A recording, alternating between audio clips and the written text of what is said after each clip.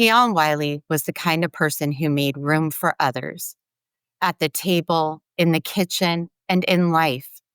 He loved dogs, loved to cook, and believed people deserved a second chance. On a January night in Memphis, Tion walked to a nearby convenience store. A man asked him for $1. Tion went inside, and when he stepped back out, he was followed into the parking lot and shot multiple times, just a short walk from home. Tonight, we hold space for Tion's life, and we ask for the truth that his family still deserves. What's the emergency? No problem. All units are I'm at the corner of Pleasant Hill and John Young Freeway. 1519 East 18.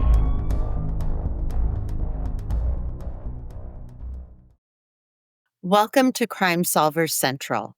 I'm Charlie. And I'm Jace.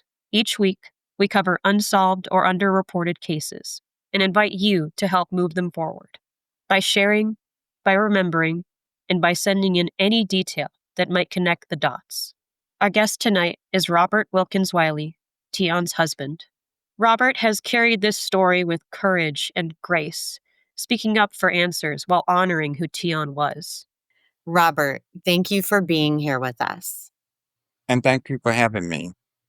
We really appreciate you being here to talk to us about this case, and hopefully we're able to bring more awareness to the public. But before we ask you any specific questions, here's what we know.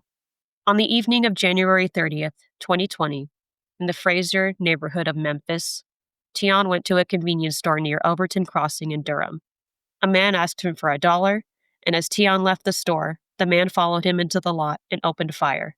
First responders arrived quickly, but Tion did not survive. Witness information and a person of interest description were circulated at the time. Red hooded jacket, bleached or torn blue jeans, black shoes, possible cap. No arrest has been made.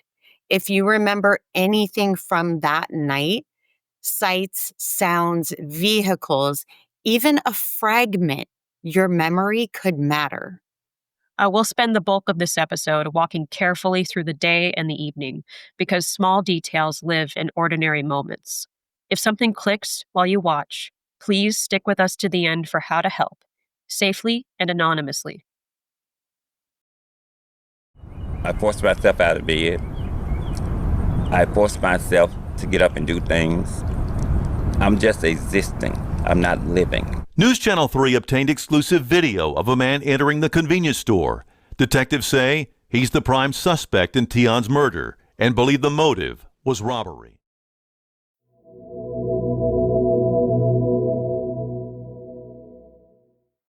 Robert, before the evening, how did the day begin for you and Tion? Around 10 o'clock, we was talking. Tion was getting ready to go to work. He had to go to the store to get some change and things like that. He left home around 10:30. To continue on before that evening, the evening of the incident, that is, do you know if Tion connected with anyone earlier than that? Texts, calls, any messages? And what was his mood like in that morning? No, ma'am. He was going to get change. He didn't call anybody or text. Did anything stand out about his schedule or anything that he was wearing that day? Small plans, like what was he grabbing at the store? Do you know, or do you typically Two stop at Sprites the and- store before he went to work? Yes. He was getting 2 Sprite and a Snickers. And that morning, what were the events that led to that quick store visit?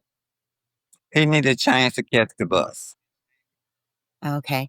And to your knowledge, which route would he normally take? Are there corners or like shortcuts through? Like, can you help me picture the neighborhood? No, he wasn't and took a corner. You can stand on my front porch and see the store. Okay. That's helpful. So So like very from your close. front porch, yeah, just Yes. straight line. Yes, ma'am. And then inside the store, do you know if he had spoken to any of the staff or any of the regulars? How long would a typical stop like this be for him? Um, 10 or 15 minutes because everybody in the neighborhood knew one another and they would stop and talk. So it wouldn't be in and out. So this particular morning was, I guess would be a normal morning because it was people in the store. The mailman was running. People was on the parking lot. So it would have been a typical morning. It wouldn't been anything different. So you've helped us visualize like the sight line from your place to the store. Can you help us visualize like what does it look like out in the parking lot? Like where are the doors of the store? Like where people park, the sight lines of that kind of outside area of the store. People would go in and out of the store. It was like a regular store. People were probably that time of morning probably was busy because it was like it was the beginning of the month. So it was busy that day. Now, we talked about before, and it has been reported that Tion was asked by a man for $1. From what you've learned, where might that exchange have happened? Do you know if it was outside the store, if it was inside, and do you know what the tone might have been? I can't tell you the tone, okay? He asked Tion when Tion was coming into the store. On the video, it shows him going into the store, standing by the door, watching Tion go to the AT machine, okay?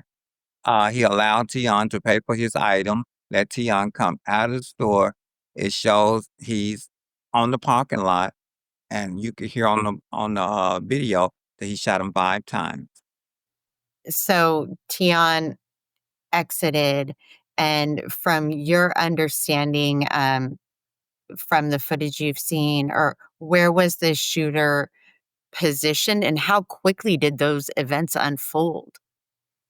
Less than 5 minutes, sweetheart. He was standing at the front of the store, okay? So when people was coming in, he was Mhm, asking everybody for $1, okay? So it mhm. wasn't nothing. I can't say it was weird because he just didn't pick Tion to ask for $1. He asked everybody for $1. When Tion went into the store, he followed Tion in the store. He stood right by the front door and watched Tion. Tion was coming out. He handed him the dollar or whatever from the back, not looking at the young man or anything like that, just handing him the money like back like this. He followed Tion out the store. He allowed Tion to get into the parking lot, and he shot him 5 times. Now, I'm not sure if you do have this information, but do you know if anybody reported a vehicle that was nearby? Any sightings, even something He, vague? Uh, next to the store is a apartment building complex. He ran into there. Okay, so it was never a car or anything. so he did He flee on ran. foot. Yes, ma'am. Gotcha. Okay. Thank you. An acquaintance stayed with Tion until help arrived. What do you know about where they were coming from, or what they might have seen? The person that came and stayed with him, where was that person coming from? Miss Charlie, Tion got killed on a Thursday. I thought Tion died alone. Okay, it was never on the police report. The young man held Tion's hand, where he came from, where he showed up at, how I met the young man. Our bus driver stopped on Monday and let me meet him, and he told me he held Tion's hand to the last. Till Tion took his last breath. It's not on any report, okay? And when the police was talking to me, I asked him how do I know he wasn't the one that killed him? Because it's not on any report. It took them almost 4 months to question the mailman. What did they say when you responded with that? They didn't question me, I Yeah. questioned them. They didn't think I knew about it. Yeah. It was it was a figure of my imagination. That's how it was explained to me. I was upset and I was very numb and emotional.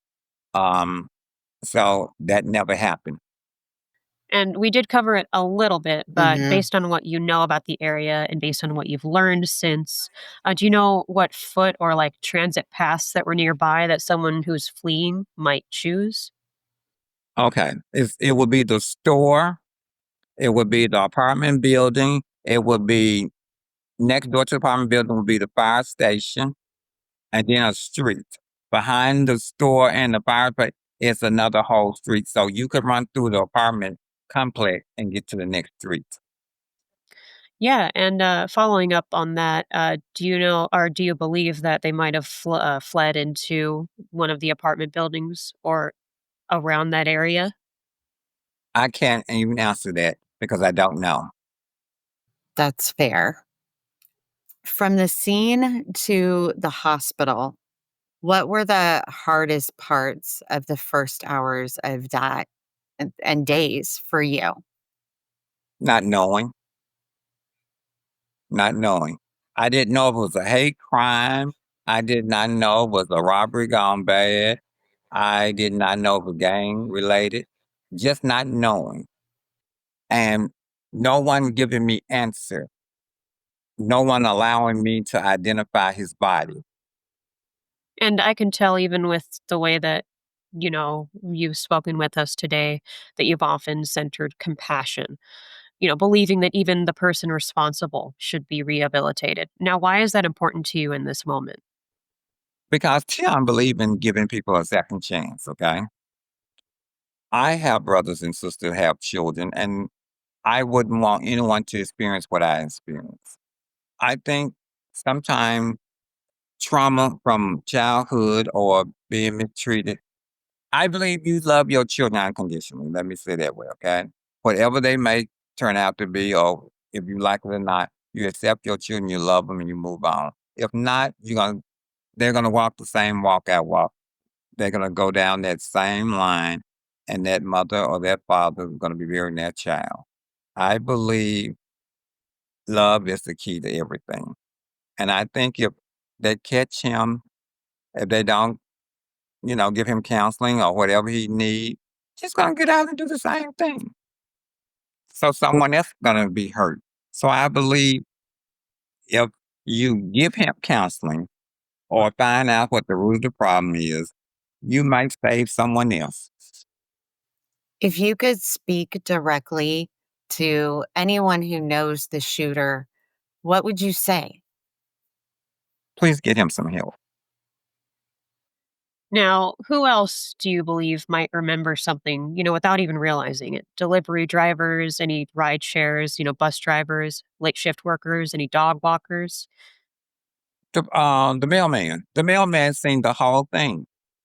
Let me tell you what was so weird about this, okay? This case was never meant to be solved because you have a video, okay? The mailman could tell you everything about the young man, but the mailman was never contacted until I reached out and gave them the information to the mailman. The mailman told me exactly what happened the next day. After the mailman, it took them 4 months to call the mailman in. After they called the mailman in, he was taken off this route, and I never seen him again. And not only that, Tion died in January. In July, they sent his clothes to the crime lab in July, almost 5 months after he got killed. They have given me detectives who will not do anything. Two detectives who really bust their butt to help me found a clue, and then they was promoted and moved on. So let's talk about the clothing. So a red hoodie that suddenly disappeared, bleached torn jeans, black shoes, a cap with the team logo. Somebody must know who this is by like these articles of clothings and things. Wouldn't you think? Yes, I do. And they're probably afraid, Miss Charlie, to come out and say, this is so and so and so. The video y'all seen is clear. But when they done it on television, They faded him out because they said he was a minor. So my question is, how would you know he's a minor? That's a really good question. Yeah. That's an insane thing to think about. And, if a viewer only remembers a little fragment, like a red hoodie near the ice freezer, a first name, or a hangout spot, do any of those little details matter? Do you think those would still help? Yes, I believe people is afraid to get into it because it's a black on black crime.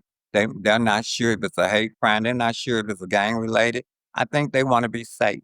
And I understand that. I don't want anybody to jeopardize their life to help me. I don't want them to do that, okay? I will hope that the young man will turn himself in.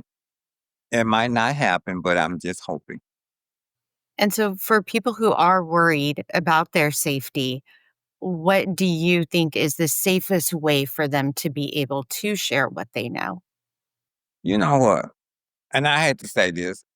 I don't know how I would tell them to do it. I don't even think I would tell them to share it because the way the police done what they done, okay? They basically swept it under the carpet, okay?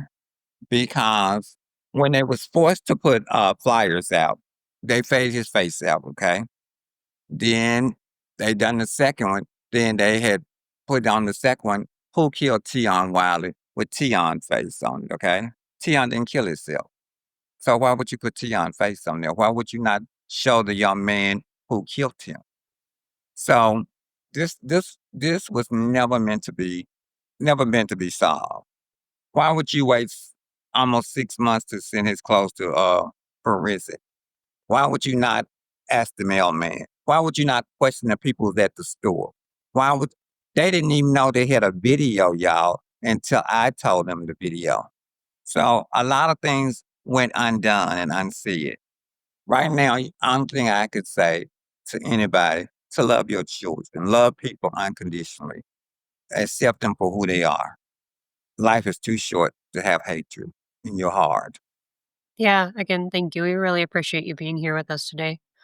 No, I thank you. And before we close out, is there anything else you would like us to know about Tion? He's a loving person. He was always somewhere helping someone. He was always somewhere giving. I just hate his life ended like that. I wish that someone or the young man would turn himself in because I still have nightmares. I still have triggers because I seen the condition of the body when I got to the funeral home. I wouldn't want anyone to have to view their child or their loved one like I had to. I'm I'm hoping that someone will help me with this case. But even if they catch him, I hope he will get rehabilitation. If not, y'all, he's gonna be an angry person when he get out, and he might do something else. Tion deserves justice. If you know anything about the murder of Tion Wiley, no matter how small, please contact the Memphis Police Department Homicide Bureau at 901 636 3300. You can remain anonymous by contacting Crime Stoppers at 901 528 CASH 2274 or submitting a tip online. Share this episode. In your post, include the description: red hooded jacket, bleached, torn blue jeans, black shoes, possibly a cap, seen near Overton Crossing in Durham on the evening of January 30th, 2020. Someone recognizes that look, that walk, that voice. This is Crime Solvers Central. If you prefer, you can send tips through our channel or website, and we'll forward them immediately to the authorities. Thank you for watching.